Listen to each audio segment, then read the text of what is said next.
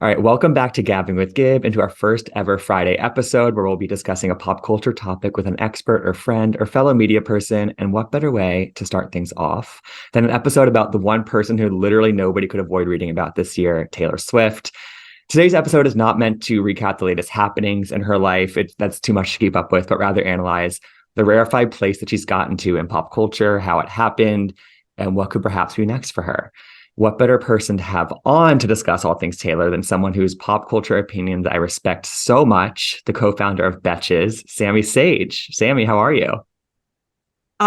Thank you. I'm great, especially after that intro, and even better knowing that we are ready to talk about like truly my favorite person to talk about right now.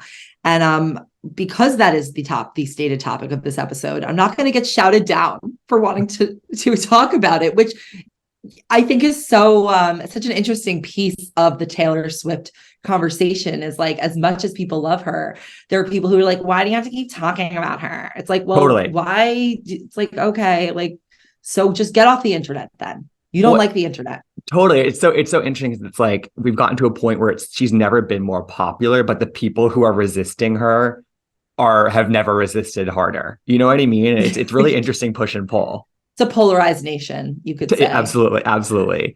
So you host several podcasts, but one of them is the Betches podcast with your fellow co-founders, and there's this new sort of segment slash like standalone episode that you guys are doing, Speak Now Betches version, where you're kind of recapping the latest, which has been great to listen to. Yeah, that came about because there was so much to talk about with Taylor Swift with the tour, and she's obviously choosing to be very public right now, and she still has three more re-records to come out. The movie, it's just there's so much happening with her that, and like I said, like the people who don't want to hear about her, like, can you talk about something else? It's like this is what everyone's talking about, but because there is so much, and do want to respect those people who just aren't maybe that interested. They're entitled. They're also entitled to be very wrong, but I think that. But so we wanted to put it in a separate place, because our producer Holly Wilkinson is huge Swiftie. So she and I always talk about it, and we always would get into it. And she would like kind of pop into episodes sometimes and give a take. And it just seems like a really just a good natural way to, we've had tons of our employees like start their own shows. Right. Or, that's kind of how it's a very, internal, very organic way of coming up with shows. And so that was just kind of an organic thing that sprung up from our mutual passion. And it's been great. It really has. Yeah. Yeah, so the third episode, I guess, came out last Friday. But this Friday, on the day of 1989, Taylor's version coming out, we are recording with, hopefully this will still be accurate and everything will go well by the time we're recording with my friend Kate Kennedy, who is big Swiftie, the Be There in 5 podcast. So I'm really, really excited to have her on. And she's just like, we love to talk about Taylor Swift. So we're going to be talking about that on the Speak Now at Betches version, Love 1989 recap. Yes. And that's in the at Betches podcast feed. So that's just if you subscribe to that podcast. All right. So Sami, what was your entry point with Taylor? Like when did you become a fan of Taylor Swift? So like, I don't have like a start date really, but it was sort of osmosis with the first 2 albums, but generally, I'm not a fangirl in general of like anything. It kind of makes me a little anxious to wear my heart on my sleeve. Right. And the way that and so this is like even new for me, being like so openly, and it's been like it's been a long time coming, but like it's like kind of an it's a slow burn. So like, yeah.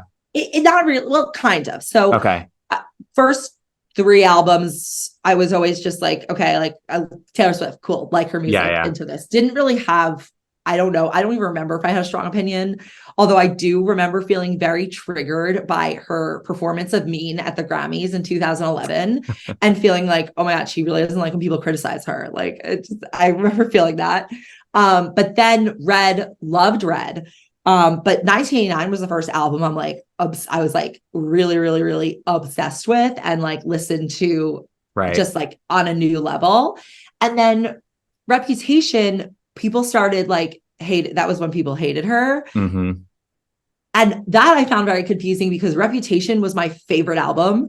So But good. the Kim Kardashian stuff, I'm like, what is going, like, I don't know what to believe. I don't know what is going on here. Yeah. But that was my favorite album. And then after that, it just was like it happened. Swifty-dum, Yeah, Swifty-dum. And totally. yeah, like what, playing her at my wedding, all this thing. Love. So Yeah. yeah. So, What about and you? when, and when What's mine, I mean, yeah. mine's early. Like I saw her open. I remember hearing our song for the first time and like being obsessed with it going into freshman year of high school. I brought friends to see her open for Rascal Flatts because we Oh, wanted to see Taylor. And then what? I've been to every tour since then, Oh like my every God. single one. You need to like be invited to a secret session. Oh, Like, I know. But how have you not here's the thing. It's like gotten this? it's so interesting because it's like I'm kind of like you in that like I'm not necessarily like the fan. I don't have like that fangirl like gene, I don't think. But like I get so excited about certain people. And like the first person was Britney, then it was Taylor, or Miley was in there somewhere, sort of happening at the same Yeah. time. And like you have these people who get like who you get so attached to. But one of the things I want to talk to you about was like, I've been a loyal Taylor Swift person for over a decade now. But like cut to 2023, and I feel as though fandom in general, but more specifically around Taylor Swift, is like it's completely different than what it was. Sort of, I think it was before TikTok. I think that's really what changed things. But like something that, And Folklore and Evermore. yeah, totally. But it's like I'm simultaneously sort of like amazed by it and also like sort of uncomfortable about it. I Like, agree and with you. I'm curious what you make about like the sort of TikTokification of Swiftydom and fandom because it's a different beast than it was even like 5 years ago.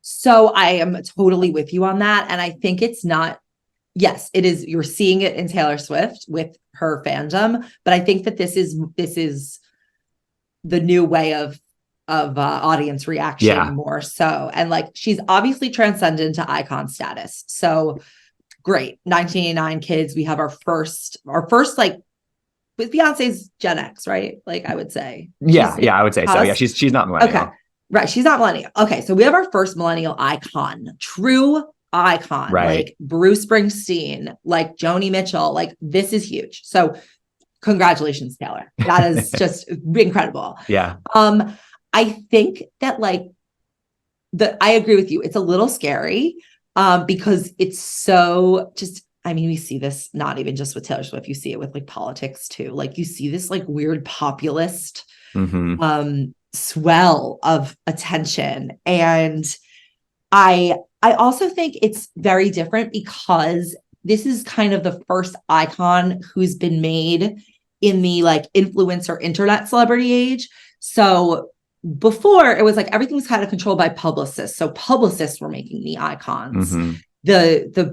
Those like traditional outlets were sort of, you could publicity, and hear this. It was more controllable. Yeah. Yes, like icon status was bestowed upon, not a grassroots thing. And now it's grassroots. And I think she's the first who's been made into an icon by the people Mm-hmm. rather than trickled down from the icon makers. Totally. No, I think that's a really good point.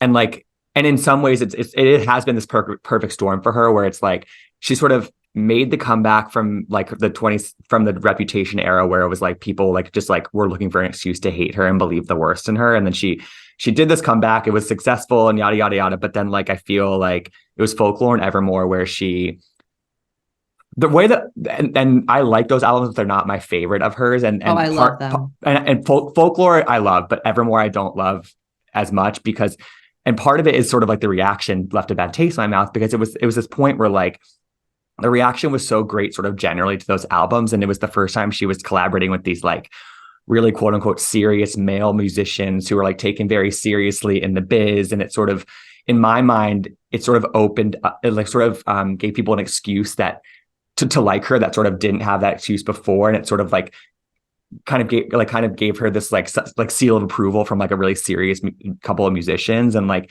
there was something about that sort of just rubbed me the wrong way, and that's sort of how she was making like less poppy music, and that's sort of how I read that moment. And then she obviously came out of that and like started re-releasing everything, which is like unlocks the nostalgia aspect. And people had already felt like, okay, now we can take her songwriting seriously because she did these sort of like less poppy albums. I don't know. It was just sort of like build up from there.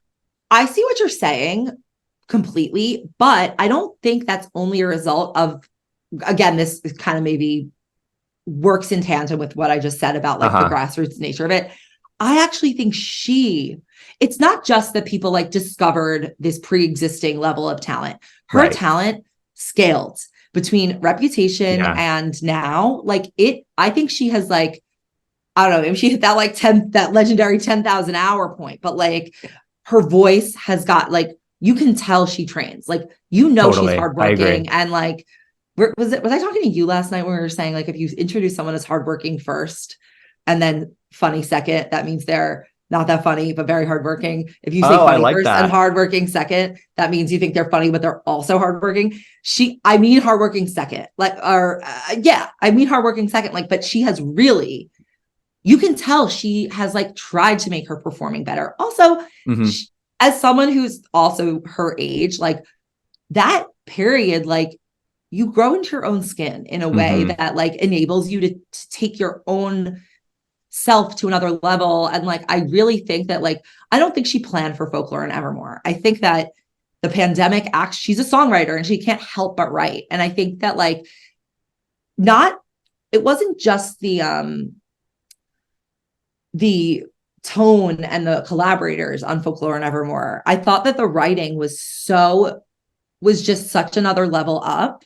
And I really think her writing got better, but I also feel that when she had the freedom to not be so autobiographical, it unlocked like a new level of talent for her. And then you saw some of that on Midnights, but you also saw some of her like return to form, of her status. And I don't know, like, I think, okay, another thing is like in the Reputation era, and even before that, I think that part of what non-Swifties are bothered by are the Swifties' reaction. I remember that being something that I found to be very distasteful in the Reputation era, because when you have this recording of Kim has released, like, yeah, I believe like it could be fake, but the way that the fans act in reaction just makes it actually harder to like hear her.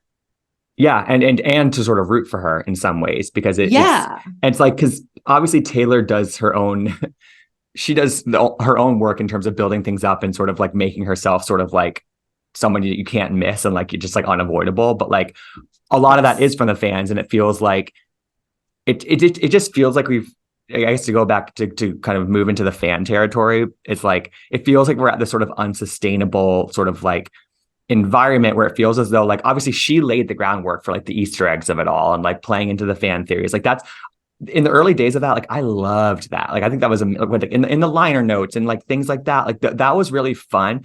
But now I feel like it's gotten to a point where everything is like a spectacle. Everything can mean something.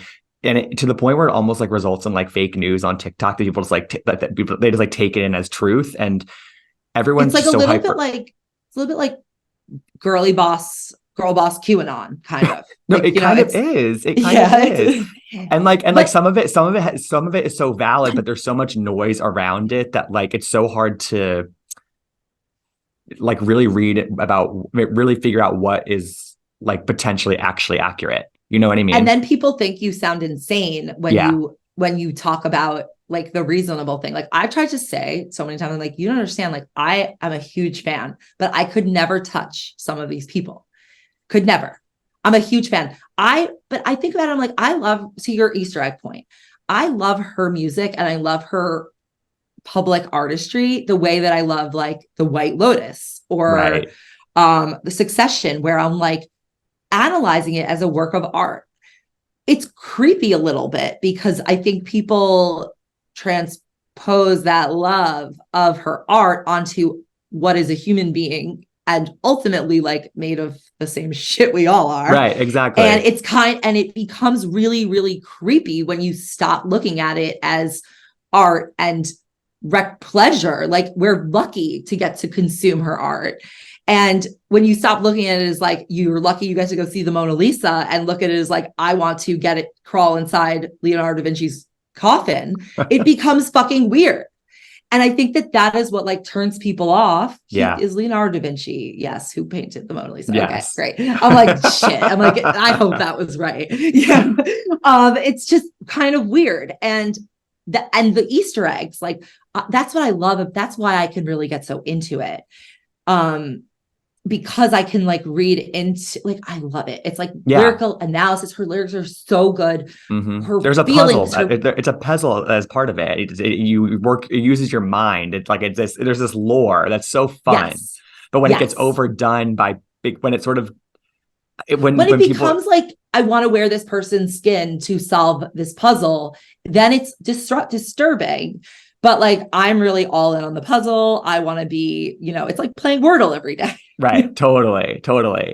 And so I guess like, and I think part of it is also just like this desire, like we live in such a fragmented culture, everyone's watching different things and consuming different things and reading different things. But I think that there is an intrinsic desire to go back to like moments of monoculture. Like that's why like big media events and when things come together, like, and everyone's talking about the same thing, there's something so refreshing and sort of comforting about that, honestly. And it's like fun. Like that's why as a Housewives fan, I think it's fun to talk about Beverly Hills because that's the one that everyone talks about, And so that's part of, I think, this Taylor Swift moment is like, we all have some sort of like grasp onto her and what she's doing.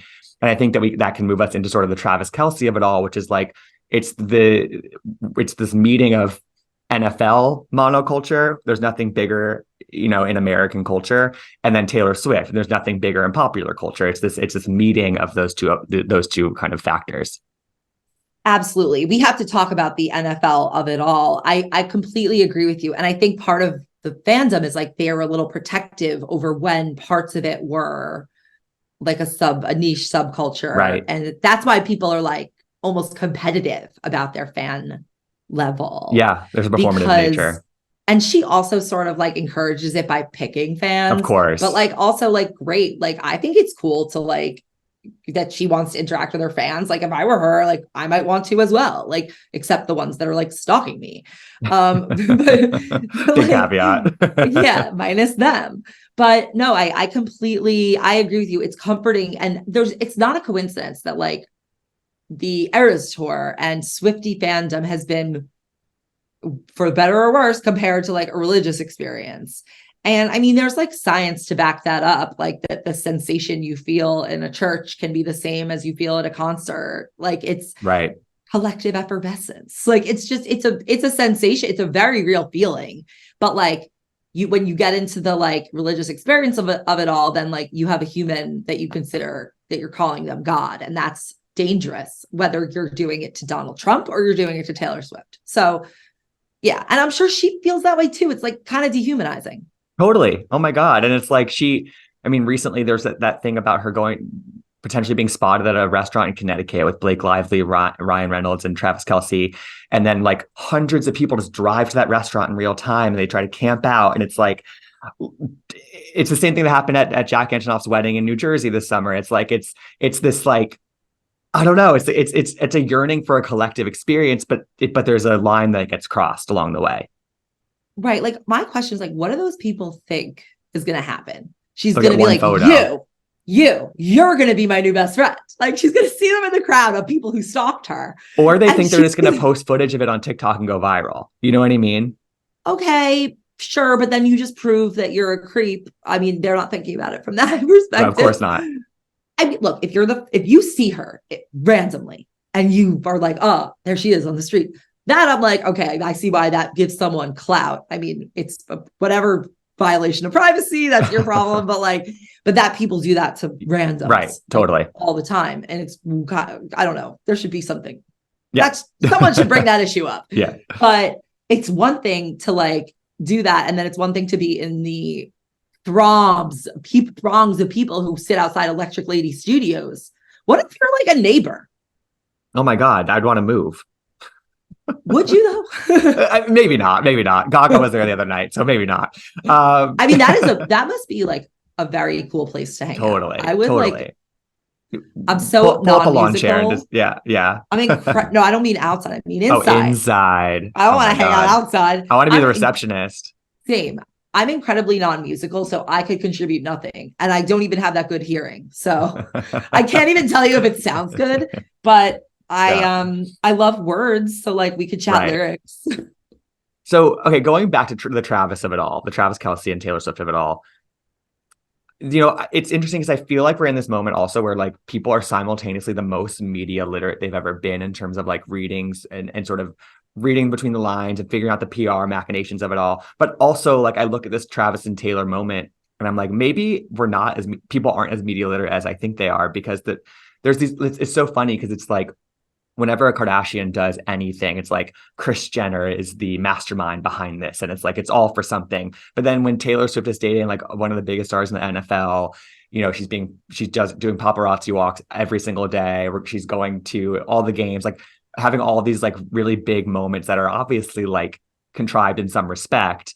People just like throw that lens out the window. Like, no, this is just, and they think it's like all super completely real and not built up at all. And I'm just so torn between those two things because I think that they can both be true. Well, the relationship is different than I think people's media literacy. I think overall people are not that media literate, but you do have a few people who feel like it makes you feel like, oh, they're blowing up the whole game. Right. Like there's some creators who I think are so great, like Yes. Fluently Forward and like Beyond the Blinds and Meredith Lynch. Like they're so Kiki Monique, like they're all doing such a good job at blowing up the like, The you know, artifice. Yeah. the artifice. Yes, that's the perfect word.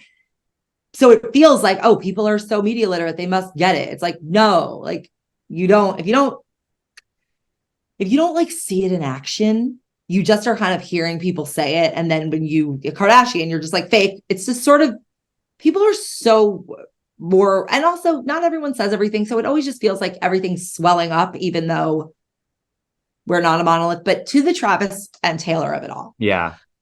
Okay. My feeling is that there was definitely 100% professional involvement in No question. whatever we've seen, everything we've seen. But I have, and the date of this recording is October 20th. Last weekend, they hung out. And I feel that the Saturday hangout was like, I think Bo and Yang said it was like a random, but I believe that there was like, okay, you both ended up on, okay. I believe that there was a, everything has a mix of personal and professional Of course. with people like her. Unless you're like, Tom Hanks and Rita Wilson, and you've been married since the beginning, like there's, I mean, who knows? They could be whatever. My point is more just like when Taylor is seen with someone, it's because she wants to be seen with someone. When she's not Exactly. seen, it's because she doesn't want to be seen. So if you are choosing to be seen, then there is a professional element in whatever you're doing because you're considering what will the effect be because you are unable to do anything. And she's used to this by now that she cannot do anything without a reaction. So I believe that like there is professional planning that goes into all these experiences. But I feel that last weekend, because they hung out also on Sunday and they just went to the Waverly Inn, which does, whether or not they called someone for the walk, I mean, maybe it's just a regular date was on the schedule, but I did feel that was like they chose to do that. They wanted to go out together. I agree. And I feel that it has flipped to being more romantic, at least on her side. And he has too many incentives for me to know at this point.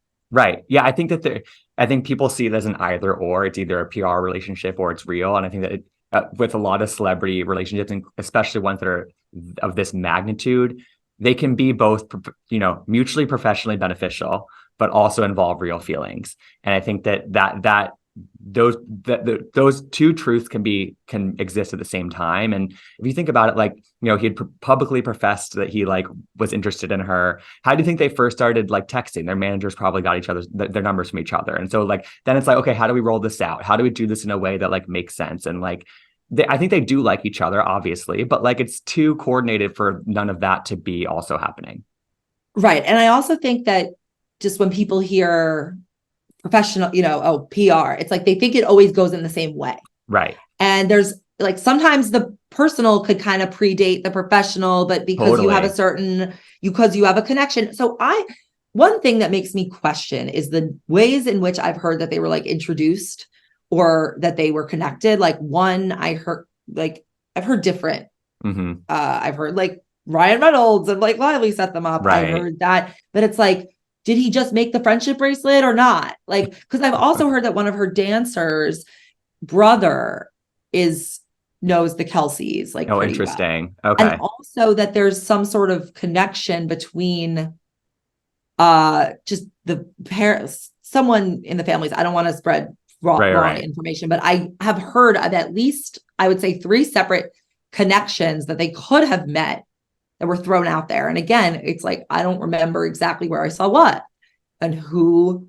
Yeah, exactly. And think how much more problematic this is when you're dealing with Hamas disinformation. Oh my God. Right, totally. It's like we're talking about the like celebrity relationship here. Yeah, exactly. Right. And so I mean, that's just, it's all a little bit dystopian when you think about it, Yeah, 100%. But I think that, so I think that it probably also, I imagine for them, it's a little bit confusing, particularly for her, because she is the bigger celebrity. Fact.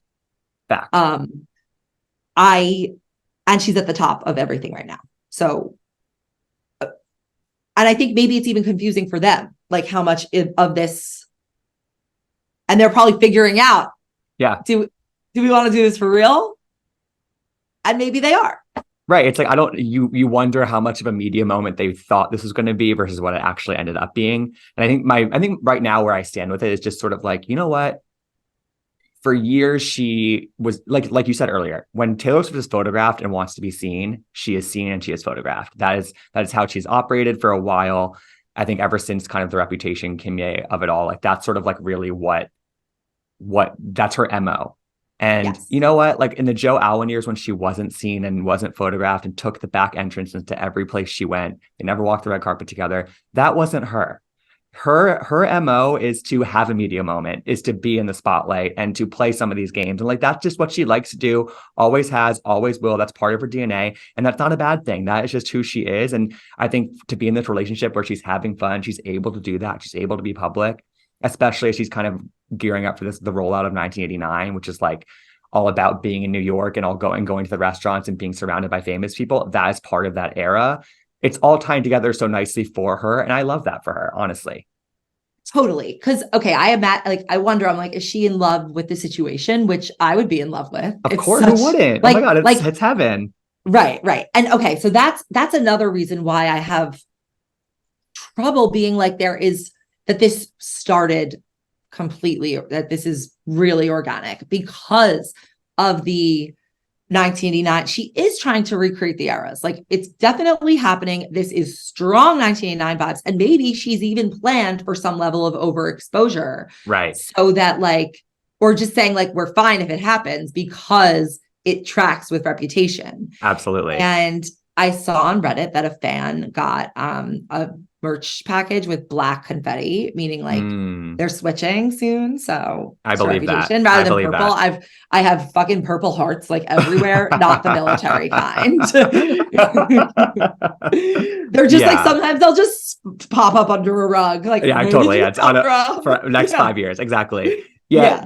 No, I think it's like the recreation of the Girl Squad has been really interesting too. And I think Travis Kelce plays into that, but like the Girl Squad is different this time. And I think it's like, instead of it being about sheer numbers, like before she would show up to a red carpet with 15 women. Now it's about her closer quality friend. over quantity. Yeah, no, I actually think that's sort of like the message that she's sending. And I think that like she's seen with Blake Lively a lot more. They kind of, her and Selena Gomez go much more like kind of emotional and like they convey their friendship as being super deep, like anytime they talk about it. Right. They're like long-standing besties now. She's giving her Rhode Island house reportedly to Gigi Hadid to like shack up with Bradley Cooper. She is like Sophie Turner of it all, which is like being there for her ex's now ex and like having her shack up in her Tribeca rent, like investment property. There's this, it's a deeper level of investment in less people versus surface level Girl Squad, which is what she got criticized for the first time around. Totally, but it still still has the same energy. Totally. Taylor Swift gifts houses to her friends like I gift expensive candles. It's actually kind of wild. Like I'm like, here's a diptyque for your new home. They're like, she's like, here's a home for your new Yeah. home. Stay there for as long as you want, babe. Yeah.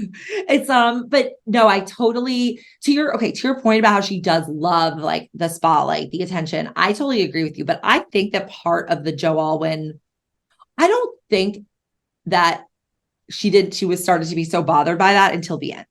I Right. think I agree. Joe Alwyn being quiet and private was really, really worked. And I actually think she kind of liked that and was like, maybe even, I mean, I know people think that that's also like PR or it was also professional to some degree. And like, I also, again, I think that maybe that there could have been a mix in there because if the songs that people think are about Joe Alwyn are really about Joe Alwyn at all, they're there's a strong suggestion of like will we won't we Right. vibe, and I can see why that would have gotten confusing because of the nature of their relationship, and the pandemic obviously kept her like a little more quiet. The vibes of Reclusive. Folklore and Evermore, like she came out with the streaming stuff. I think it was, and I don't know that, like, I think she used to have more plans in advance than she does now. And I think now she's still planning, but I do think she's a little bit more fluid in what she'll allow.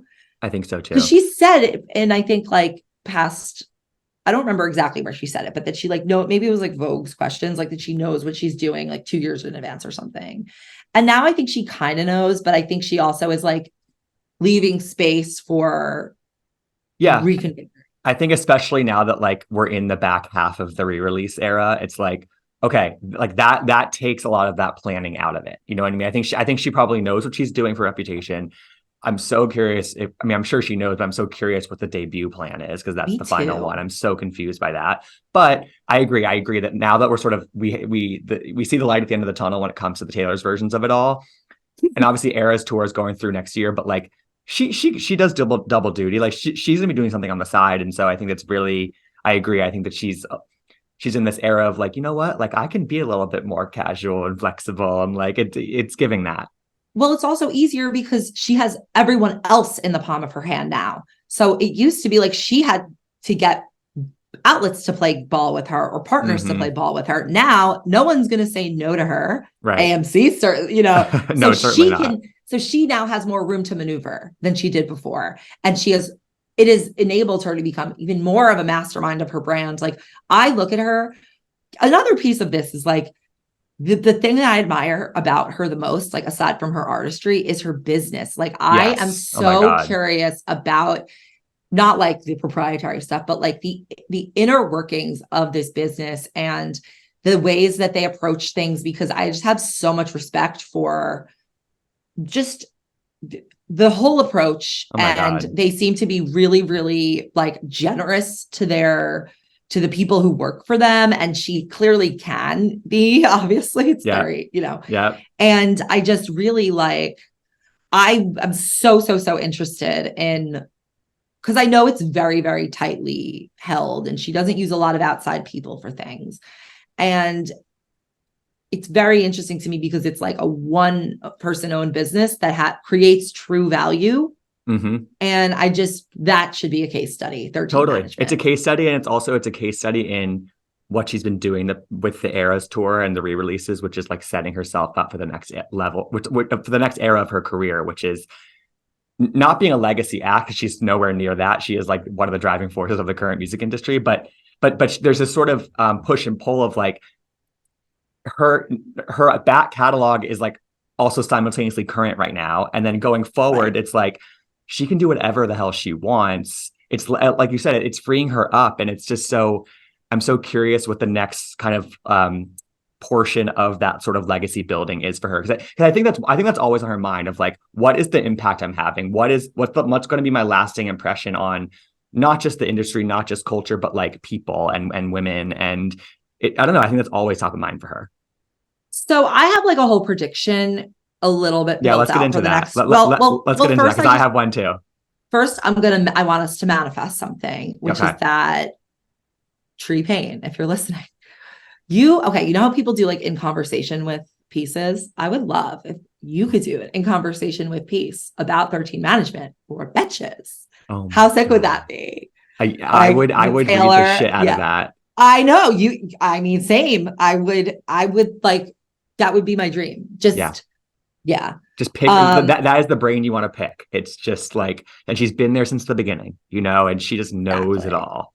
Oh, And yeah, I mean, that's what I would love. Okay, so I have a few predictions. I okay. mean, I'm sure one day she'll write a movie, one day she'll write a book. It'll be insane. But what I think is, okay, the last Eras Tour date is 2 days before the 2024 election. I don't believe that was accidental because she's going to be in Louisiana, she's going to be in Indiana and Florida, Miami. And like, what better place to turn into like registration places, or I don't know about polling places, that's way more complicated, but like registration places than those stadiums. Mm-hmm. And huge get out the vote effort, huge moment. And like, okay, I don't know if you're in on like the Gaylor theories. I mean, I am deep into she wanted to maybe come out as fluid or bisexual maybe in the past, and that was somehow thwarted. And we can go into the evidence of that, but maybe not Another at this episode. moment. Another episode. I sensed that had been thwarted, and my feeling was that, and I don't know if she'll still do this if she's like seriously dating Travis Kelce and for real, but my theory was that after her re-records are out towards the end of the tour, she would start being more like active and standing up for like LGBT rights again, like the way she was back around like the Lover era, and that maybe she would actually like, I don't think she's gonna we're gonna like wake up one morning to like a press statement that she's like, I am out, totally, or I am this, like this is my sexuality. Her. I could see it like she's building to it, and then almost like how Lil Nas did like you didn't get it. I could see her doing that type of like, where have you been? Like, I am clearly not only heterosexual. And maybe she even could do that while seriously dating Travis. Like, there's no reason she couldn't. But I feel that like maybe that felt, I don't know, it just feels like a completion of the things that seemed to be untied. Totally. And yeah. Keep going. This is a separate prediction. Okay. I predict, but kind of tied it. I could see her starting a record label where they're like more open to like LGBT artists, because I think that is kind of like, I think part of the coming out and the questions around that had to do with her big machine or whatever. And I could see her, she makes so many references that are just, if you're not well acquainted with the queer community, like you're not making those references. And like, I imagine most heterosexual people listening are like, what are you talking about? Like, it's actually, there's hundreds in her work and you wouldn't know them because, those are Easter eggs. Those are Easter eggs for specific people. Right. And it's actually, some of them are so impossible to be anything else. And like, plus you add in kind of like the actual cultural history of queer flagging, which is part and parcel of the whole thing. And which is so yeah. Do you think that she was do you think she was building up to that in the Lover era? Yes. Yeah. And I mean, the Christian Siriano dress, like, come on. Like, I wonder if like the blowback from that era where it was like, this is so obvious, this is so over, like, it's like she was, I think a lot of people viewed that whole time as being like her being like a super obviously performative ally of like, and like, I think that almost like she read the room and was like, wait, maybe this is like not, maybe I'm doing too much. Maybe I should roll it back and do this differently in the future. Yes. I wonder. Also, I also think a lot of it got interpreted as allyship because people project this, especially at that time. It was like this, like Southern, they almost were like, yeah, she's a white supremacist like us. Like it was like, there were people who like believed that about her. So I think it was like too hard for her to like signal, but also pretty convincing to me is the number of like actual people who are part of the queer community who co-sign her quote unquote allyship. Yeah. Right. That to many people looks very performative. And so like, why would those people co-sign her and be part of the art if they didn't think that there was like a kinship to it? Sure. Yeah. And so my prediction is like, in the future, I could see her starting a record label where like artists can be out openly from the beginning and they don't have to like they don't have to like make their career around when will I come out, or did I start out, do I not get to explore my sexuality? And I don't know, I hope that I could be cool. That'd be so so cool. off No, but base, but like I feel I like know that, yeah. yeah, I feel like, and also just the way that she co-signs artists and supports like up and coming artists in general is such, it's Yes. so part of her DNA. I think that I think about the Lover era and sort of why that plan that you think could have been in the works would have been thwarted. Also, like the pandemic completely derailed the Lover era. Like Cruel Summer was going to be like single that year. Like that was completely like anything that was planned for the end of that era was completely scrapped. So who knows Right. what was in the books there. And then lastly, when you talk about, and I think you put this on Threads like a couple weeks ago about sort of the potential of her shows next year being like, you know, voter registration and being heavy on that and pushing for that.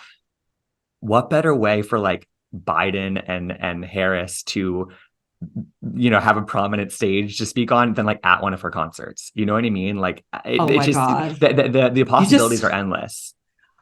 wow. I mean, I mean, I she don't know if brings I can people on imagine. stage. I don't She know. does. I I don't don't know if I know. can imagine that, but if I'm in the Biden administration, I You am, trying to make that happen in I want Miami that to in the happen. fall. Yep. Yeah. Or you're doing something with her. Yeah. That is Yeah. like, It's oh my unlocking God. it's unlocking a lot of But stuff in my brain. it is, yeah. But I just can't believe that you think she coincidentally put the last Eras tour date when her whole thing in No. Miss Americana was like, I want to be more active. I want to like, Yeah. and I believe that she believes this. I Like, think I that's so don't think, genuine. Yeah, I think that's so and I genuine. think she believes it more in her soul than she is able to put forth. And I've always really thought that the best way you can know her is from her music, Mm. because you can't invent something that has no base like that has no basis in your soul, but you could Mm-hmm. like make a PR plan. Right. So And I think that, you yeah, know, as we see through, I think that there's no bounds for the impact that she can have. And I think through the success that she's seen this year and the pinnacle that she's reached this year is proof of that. And I think that she sees that and she's just sort of like, why not have like a huge impact on the election if I can? Why not have a huge impact on, I don't know, you know, she going into the NFL, like that's, who knows, like what that could end up being. And like that sort of gets into one of my predictions, which is like, you know, I think about I've been thinking a lot about sort of again how she's building her legacy. And I think that one of the ways that I think that we've seen her express this desire through like making music for soundtracks and things like that. And like she's kind of dabbled in the movie world, but I don't think she's ever fully jumped into that pool. And I think that like as the Eras tour winds down next year, I think right now she's actually kind of laying the groundwork for like her movie era. And I think that doesn't mean she'll abandon a music, because she can do two things at once. Like Gaga abandoned music for a little bit, did the whole movie thing for a little bit. I think that Taylor, like a huge way to solidify your legacy as a performer is getting an EGOT. And I think that that's definitely on her bucket list. And I think that getting an Oscar is probably the easiest way for her to do that next. And like now she has this relationship with AMC. There's the rumors that she's going to be in Deadpool 3, which like explains a lot of like Ryan Reynolds and how he's so prominent with her right now. She went out to dinner with Greta Gerwig was part of the Girl Squad one night. You know, we hear about her writing a movie. She directs all her music videos now. I think that she's laying the groundwork for something, and with the end goal of being Taylor Swift EGOT. I completely agree. And like she could score the whole movie. Totally. She could direct. She could, I believe she has like artist quadruple quintuple threat. Like she has the music in her, literally. You know, it's totally. just, but the other thing is that the only reason I can not picture her abandoning music is because I don't think she can stop writing. No, I think I think she it's, is a compulsive, yeah, actually. 100%. And like that's the only reason I could not see her stopping. Like I could see her writing one day. I don't know why I was doing this. My mother and I were like looking who has written the most songs, like of all artists. And I think Bob Dylan has like 600 songs. Everyone else is like Okay. 1 to 400. Taylor has like 250-ish. I could see her going for that record. Like, I want to Totally. write more She's songs all than about the Bob records. Dylan. Yeah. I it upsets me that there are only 5 vault songs because I know she has more. And like, Totally. I want them. I know. Oh my God, completely. No, it's again, it's one of those things where I think that she has these plans, but I also agree with you that like I think she's kind of Yeah. more go with the flow these days than we kind of give her credit for. Because she has the 'Cause she leverage. can. Also, I also think she's changing. I think forget her own career. I think this AMC deal is actually the beginning of the end. Okay. And I've been feeling this kind of since the strikes is Go like, there. like what what stops someone who can come up with the money to make a movie from just anyone from going directly to AMC and one streaming service and saying, here's my movie. Like, I you know. can cut out all of these other people you have to pay And we just split the and money. all these lawyers and all these. And what stops someone from making a platform where everyone can just post their stuff a la Patreon? It's just, it's if endless. I were to write a movie, which I would love to do, I would just do that. Like, I would just go directly to the, yeah, exactly. Yeah. Totally. I mean, maybe one day. I'm not as maybe one prolific day. as Taylor. I'm clearly No, not I as think compulsive. you have it in you, Sami. You have it in you, Sami. I You have a do. lot of ideas, but if Yeah. that's what I really admire is that like I have so many ideas, but with her, she actually just goes and writes them all. She executes. Yeah. Mm-hmm. She executes like no one else. And that's one of the reasons why I find her so inspiring and so kind of irresistible, honestly. Me too. Me Yeah. too. Irresistible. Oh, she's the best. Our I'm going to girl. watch The Reputation. I'm going to watch The Reputation tour do today it. on this rainy day. Perfect. Well, Sami, this has been so much fun. Exactly what I wanted it to be. Me too. Do you want to plug anything before we sign off? Oh my gosh. Okay. Well, let's plug the At Betches podcast and the Speak Now at Betches version bonus episodes, and or one of them we just attached to an episode. We're just getting them started. We would love to have you on one of them. I'm down. I'm down. Let's plan for next month. Let's do it. So that would be awesome. We talk like when the Reputation announcement comes or something. Yeah, that's that could be a really fun one. Okay, awesome. So there's that. And then my other labor of love is the Morning Announcements podcast, which I do every single night. It comes out every morning at like 3 a.m. It's a 5-minute rundown of all the news headlines. And I make, snarky commentary, and I make it really, really clear and just give you the most important things. You'll know exactly what's going on. And you don't need to address anything else unless you want to and become a more educated citizen, which is wonderful. But this will get you everything you need to be able to have a shallow conversation. What we all need. Morning Announcements podcast, everywhere you get your podcasts. And I'm at Sami on Instagram and at Sami Sage Says on TikTok. A great follow across the board. Sami, thank you so much for being on. You are too. I'm always liking your posts, compulsively, like Taylor's writing her music. Oh my God. All right. Thanks, Sami.